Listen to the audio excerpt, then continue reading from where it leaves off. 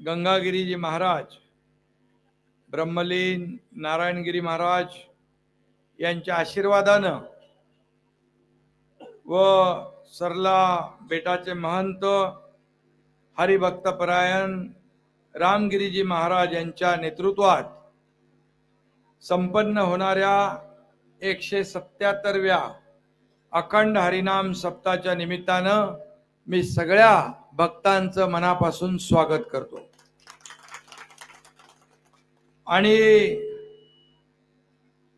आजच्या या अखंड हरिनाम सप्त्याला उपस्थित ज्यांचं खऱ्या अर्थाने प्रवचन मार्गदर्शन आपण किती दिवसापासून आहे? 7वा दिवस आहे। उद्या काला आहे, काल्याचं कीर्तन। आणि म्हणून आदरणीय परमपूज्य रामगिरी महाराज यांचं देखील मी मनापासून स्वागत करतो, त्यांना मनापासून धन्यवाद देतो। इथं सर्वच उपस्थित आहेत। राजाभाऊ वाजे आहेत, हेमंत गोडसे आहेत, डॉक्टर सुजय विखे आहेत, आमदार आपले स्थानिक माणिकराव कोकाटे आहेत, रमेश बोरनारे, किशोर दराडे, काशीनाथ मेंगाळ, पांडुरंग धांगड, विजय करंजकर, मसरू महाराज, अक्षय महाराज भोसले, कलेक्टर, एसपी, सर्व मान्यवर आणि अध्यक्ष आपले शिवाजीराव तळेकर महाराज, त्यांचे सर्व सहकारी, या सगळ्यांचं मनापासून मी स्वागत करतो। खरं म्हणजे नाशिकच्या या पुण्यभूमीत अखंड हरिनामाचं जे काय वातावरण निर्माण झालंय आणि दर दिवशी लाखो भाविक इथे येतात। किती लोकांनी हजेरी लावली असेल आतापर्यंत? 20 लाख, 40 लाख। आता लाख म्हणजे बघा, आता आम्हाला सभा घ्यायची असेल,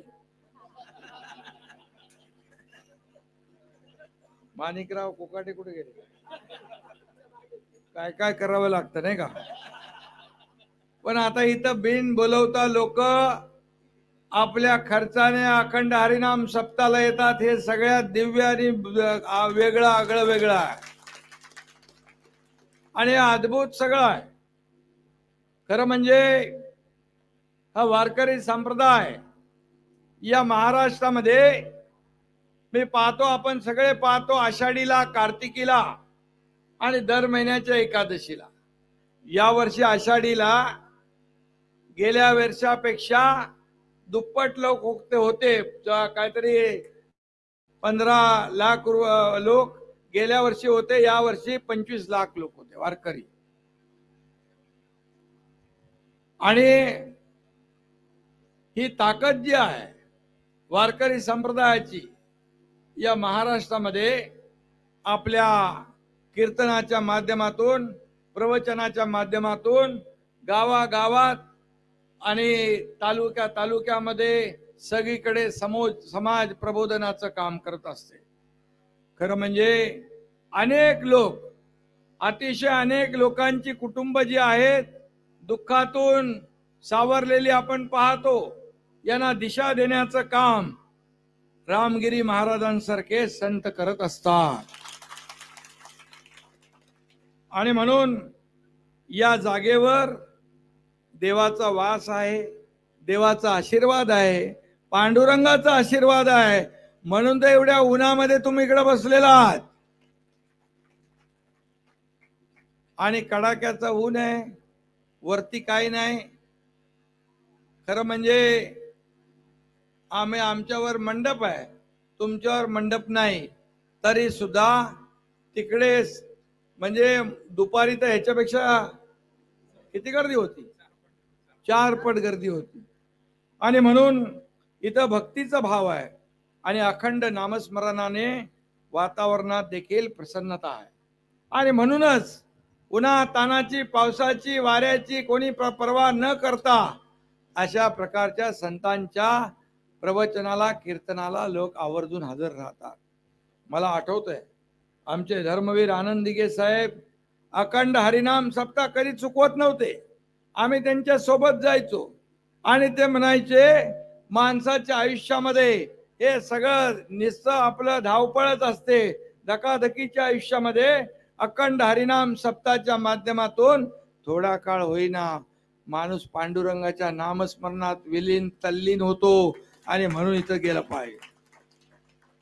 आणि म्हणून आपल्या सगळ्यांना माहित आहे सर्व वारकरी बंधू भक्तगण आणि भक्तिपंथावर चालत असलेले सर्व टाळकरी माळकरी या सगळ्यांना मी वंदन करतो.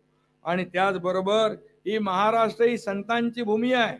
विठुरायाचं नमन करणाऱ्या भक्तामध्ये साक्षात विठ्ठलाचा अंश येतो असे आपले संत सांगून गेले. त्यामुळे अखंड हरिनाम सप्त्यामध्ये सहभागी झालेले आपण सर्व माझ्यासाठी साक्षात विठ्ठल स्वरूप आहात आणि म्हणून मी आपलं दर्शन घ्यायला आलोय. नामदेव कीर्तन करी पुढे नाचे पांडुरंग जनी मने बोला ज्ञानदेवा अभंग. आणि असं संत जनाबाई समस्त वारकरी बांधवांना सांगून गेल्यात. खरं म्हणजे आज सोन्याचा दिवस आहे. दृष्टी देखील संतास अवघा निरसला शिन देखता संत चरण आजी दिवाळी दसरा सेना म्हणे आले घरा. ही आपली परंपरा आहे आणि म्हणूनच आज तीच भावना माझ्या भाविकांच्या मनात देखील दाटून आलेली आहे. संत सहवास आणि हरिनामाचा जप करत साऱ्या चिंता मिटतात. जगण्याची कोंडी सुटते. अनेक प्रश्न उलगडतात. अनेक प्रश्न सुटतात आणि म्हणून मनाला उभारी आणि जगण्याची दिशा मिळाल्याची भावना अशा प्रकारच्या अखंड हरिनाम सप्ताहामधून मिळत असते. आणि म्हणूनच मी स्वतःला भाग्यवान समजतो. आज एक सर्वसामान्य शेतकरी कुटुंबातला एक मुलगा या राज्याचा मुख्यमंत्री होतो. सर्वसामान्य गोरगरीब परिवारातला एक मुख्यमंत्री होतो. मला आठवतंय पंढरपूरला माझी आजी होती त्यावेळेस. आजी माझे आई वडील मला घेऊन गेले होते पंढरपूरला. ती आठवण मला आली. दरवेळेला येते जेव्हा मी पंढरपूरला जातो. यावेळेस देखील महाराज यावेळेस पण जेव्हा आषाढी आली 8 दिवस आधी मी गेलो. तिथली चले सोनल, यार श्रग नहीं मिल रहा. मैंने कल की रील में एक श्रग हैक देखा. काश ऐसा एवरीडे क्विक फिक्स मेरे इन बालों के लिए भी होता. है ना, मेरा Havells hair brush straightener. Havells hair straightening brush with keratin in. असाव्यात हे कुणाचं काम आहे? मुख्यमंत्री म्हणून नाही, त्या पांडुरंगाचं एक वारकरी म्हणून हे माझी जबाबदारी आहे. आणि म्हणून यावेळेस देखील अनेक लोक पंढरपूरला गेले असतील आषाढी वारीला आणि आपल्याला चांगला अनुभव आला असेल. दर वर्षा गणिक या ठिकाणी त्या आषाढी आणि कार्तिकीला जेवढ्या सोयी सुविधा आपल्याला देता येतील त्या दिल्या पाहिजे.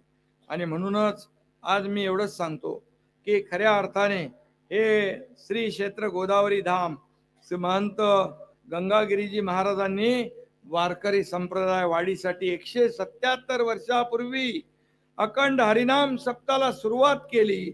आणि आज त्या खऱ्या अर्थाने आज आपण इथं पाहतोय गेल्या 177 वर्षापासून श्री क्षेत्र सरला बेटच्या महंतांनी अखंड हरिनामा सप्त्याची ही परंपरा अविरत कायम ठेवलेली आहे.